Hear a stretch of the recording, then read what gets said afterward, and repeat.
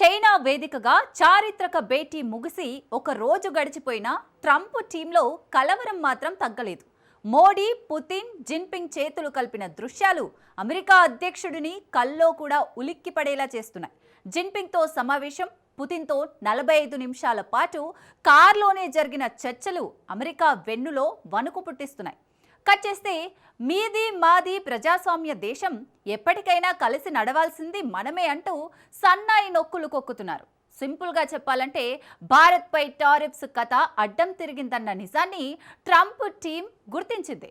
భారత్తో తిరిగి బంధాన్ని పట్టాలెక్కించడం ఎలాగో తెలియకే తర్జన భర్జన పడుతోంది. ఇంతకు మోడీ, పుతిన్, జిన్పింగ్ చారిత్రక సమావేశం తర్వాత అమెరికా రాజకీయంలో జరుగుతున్న కీలక మార్పులేంటి?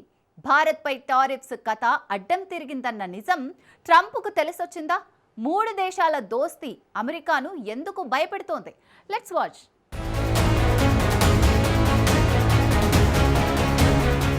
మోడీ, పుతిన్, జిన్పింగ్ చారిత్రక భేటీ ట్రంప్ను భయపెడుతోందా? పుతిన్, మోడీ మధ్య 45 నిమిషాల చర్చలు టెన్షన్ పెడుతున్నాయా? ఇండియాతో బుజ్జగింపు వ్యాఖ్యానాలకు దిగడం వెనుక వ్యూహం ఏంటి?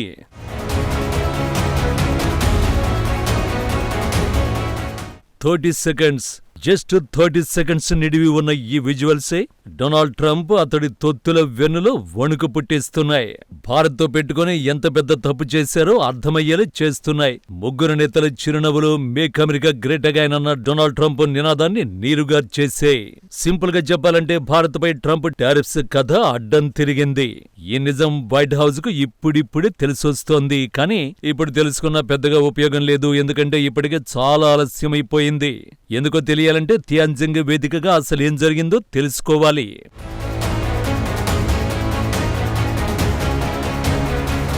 ప్రధాని మోడీ చైనాలో అడుగుపెట్టిన తర్వాత మొదట దేశ అధ్యక్షుడితోనే సమావేశమయ్యారు. ఈ చర్చల్లో వాణిజ్యం పెంపు, పెట్టుబడుల ప్రవాహం, నేరుగా విమాన సర్వీసులు తిరిగి ప్రారంభం, అలాగే వీసా నిబంధనల సడలింపు వంటి అంశాలపై దృష్టి సారించారు. ఇద్దరు నాయకులు వాణిజ్యం సరిహద్దు గురించి మాత్రమే కాకుండా బహుళ ధ్రువ ఆసియా, బహుళ ధ్రువ ప్రపంచం విస్తృత దృక్పథంపై కూడా దృష్టి పెట్టారు. తద్వారా అమెరికా ఏకధ్రువ ప్రపంచాన్ని గుర్తించేది లేదన్న క్లియర్ కట్ మెసేజ్ పంపించారు. ఇండియా చైనా సంబంధాలపై రెండు వైపుల నుంచి వెలువడిన ప్రకటనలు ఒకే స్వరంతో ఉండడం అమెరికాను ఖచ్చితంగా కలవరపెట్టేదే. భారత్, చైనా రెండు దేశాలు భాగస్వాములే తప్ప ఇక ఏమాత్రం ప్రత్యర్థులు కారని ఆ ప్రకటనలు స్పష్టం చేశాయి. ముఖ్యంగా టారిఫ్లతో రెచ్చిపోతున్న ట్రంప్ టీం ఈ రెండు దేశాలు క్రిస్టల్ క్లియర్ క్లారిటీ ఇచ్చేశాయి. కథ ఇక్కడితో అయిపోలేదు, అసలు స్టోరీ మొదలైంది అప్పుడు. ఎందుకంటే సీన్లోకి రష్యా అధినేత కూడా ఎంటర్ అయ్యారు. అప్పుడే అమెరికా వెన్నులో వణుకు మొదలైంది. మోడీ, పుతిన్ మధ్య సమావేశం ఎప్పుడూ ఎమోషనల్ గానే ఉంటుంది. ఇద్దరు వేరువేరు దేశాలకు అధినేతలైన అన్నదమ్ముల్లా కనిపిస్తారు. చైనాలో కూడా అలాంటి బాండింగే కనిపించింది. అత్యంత కష్టకాలంలోనూ భారత, రష్యా కలిసే ఉన్నాయని మోడీ పేర్కొన్నారు. ఎలాంటి పరిస్థితుల్లోనూ ఇరు దేశాలు భుజం భుజం కలిపి నడిచాయన్నారు. ప్రాంతీయంగానే కాకుండా ప్రపంచవ్యాప్తంగా సుస్థిరతకు రెండు దేశాల మధ్య భాగస్వామ్య బంధం మూలస్తంభంగా నిలుస్తుందని చెప్పారు. భారత, రష్యా అనేక దశాబ్దాలుగా ప్రత్యేక స్నేహబంధాన్ని కొనసాగిస్తున్నాయని, ఇవి ఇంకా అభివృద్ధి చెందడానికి తాజా భేటీ పునాది వేస్తుందని పుతిన్ పేర్కొన్నారు. ఇరు దేశాల బంధాలు రాజకీయాలకు పూర్తిగా అతీతమన్నారు. మోడీ, పుతిన్ ఒకే కారులో హోటల్ వరకు ప్రయాణిస్తూ ముచ్చటించుకున్నారు. ప్రధాని మోడీని కారులో తీసుకువెళ్లేందుకు పుతిన్ 10 నిమిషాల పాటు నిరీక్షించారు. పావుగంటలోనే హోటల్కు చేరిన ఇద్దరు నేతలు కారు నుంచి కిందకి దిగకుండా చాలాసేపు లోపలే కూర్చున్నారు. సుమారు 45 నిమిషాల పాటు కారులో కూర్చునే చర్చలు జరిపారు. ఈ 45 నిమిషాల చర్చల అజెండా ఏంటో అర్థం కాక అమెరికా ఉక్కిరిబిక్కిరవుతోంది. మోడీ, జిన్పింగ్, పుతిన్ల భేటీ ఏకపక్ష విపత్తుగా పరిణమిస్తుందని ట్రంప్ అభివర్ణించాడంటేనే టాప్ లీడర్ల భేటీ అమెరికాను ఏ రేంజ్లో టెన్షన్ పెడుతుందో అర్థం చేసుకోవచ్చు. అతడి తొత్తు పీటర్ నవారో అయితే ఈ ముగ్గురి భేటీ సిగ్గుమాలిన చర్య అంటూ సిగ్గుమాలిన కామెంట్ చేశాడు.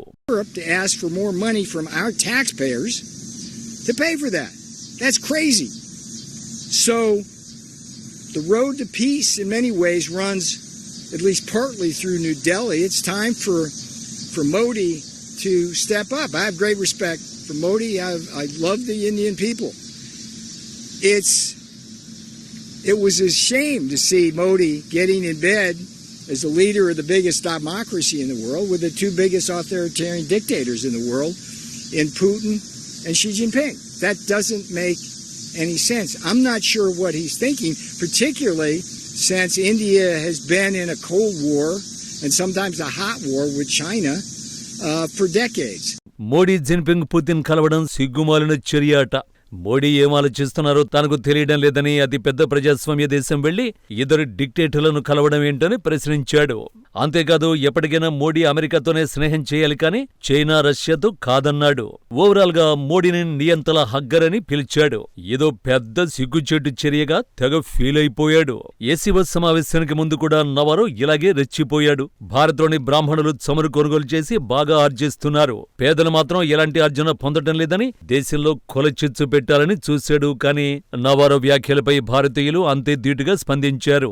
ఇండియా యూనిటీని నీలాంటి ట్రంప్ తొత్తులు చెడగొట్టలేరని గట్టి కౌంటర్ ఇచ్చారు. ఇంత జరిగిన తర్వాత కూడా మోడీ పుతిన్ జిన్పింగ్ భేటీ సిగ్గుమాలిన చర్యగా విమర్శించి హద్దు మీరాడు. To ask for more money from our taxpayers to pay for that. That's crazy.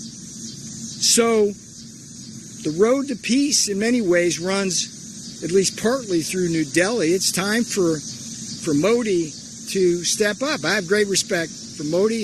I love the Indian people. It was a shame to see Modi getting in bed as the leader of the biggest democracy in the world with the two biggest authoritarian dictators in the world, in Putin and Xi Jinping. That doesn't make any sense. I'm not sure what he's thinking, particularly since India has been in a Cold War and sometimes a hot war with China for decades. పైకి చెప్పకపోయినా చైనాలోని చారిత్రక సమావేశం ట్రంప్ను అతడి తొత్తులను చాలా కలవరపెడుతోందని వారి తీరుతోనే అర్థమైపోతోంది. నవారో వంటి లీడర్లు ఆందోళనతో విమర్శలు చేస్తుంటే స్కాట్ బెసెంట్ వంటి నేతలు కూలుగా భారత్ను తమ దారికి తెచ్చుకునేందుకు విశ్వ ప్రయత్నాలు చేస్తున్నారు. America treasury secretary Scott Besant America India మధ్య ఉన్న సమస్యలను పరిష్కరించుకుంటామని ఆశాభావాన్ని వ్యక్తం చేశారు. ఫాక్స్ న్యూస్ కి ఇచ్చిన ఇంటర్వ్యూలో అమెరికా భారత్ మధ్య మంచి సంబంధాలు ఉన్నాయని స్కాట్ చెప్పుకొచ్చారు. రెండు దేశాలు గొప్ప ప్రజాస్వామ్య దేశాలని, వాటి మధ్య ఉన్న విభేదాలను అవి పరిష్కరించుకోగలవని ఆశాభావం వ్యక్తం చేశాడు.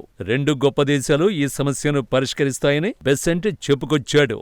మోడీ పుతిన్ జిన్పింగ్ భేటీపై స్పందించిన బెసెంట్ ఇలాంటి సమావేశాలు చాలా కాలంగా జరుగుతూనే వస్తున్నాయని, ఈసారి ఎస్సీఓ వీరి భేటీకి వేదిక అయింది అన్నారు. భారత్ ప్రపంచంలోనే అతి పెద్ద ప్రజాస్వామ్య దేశమని, ఆ దేశం విలువలు చైనా కంటే కూడా అమెరికా విలువలకు చాలా దగ్గరగా ఉన్నాయని, అలానే రష్యాతో కన్నా అమెరికాకు దగ్గరగా ఉంటాయని సన్నాయి నొక్కులు నొక్కాడు.